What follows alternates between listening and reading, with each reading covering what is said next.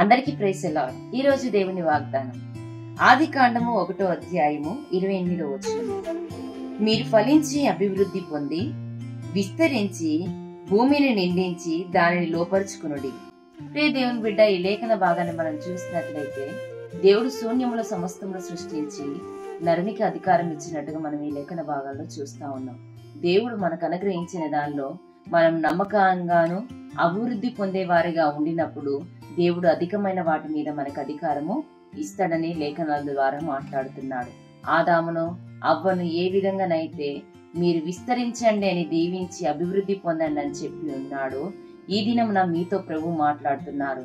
మీకు కలిగిన దానిలో నమ్మకంగా ఉండండి, అభివృద్ధి పొంది భూమిని నింపి ఆశీర్వాదకరమైన జీవితాన్ని మనందరం నిత్యంగా జీవించుదుముగాక. ప్రార్థన. మమ్మల్ని మిక్కిలిగా ప్రేమిస్తున్న నా ప్రియ పరలోక ప్రార్థనకి వందనాలయ్యా. ఈ దినం మా కొరకే ఇచ్చిన ఆశీర్వాద వచనంకే వందనాలు. అభివృద్ధి కార్యములను ప్రేమ మా జీవితంలో జరిగిస్తానని వాగ్దానం చేసిన మీ వాగ్దాన వాక్కే వందనాలు.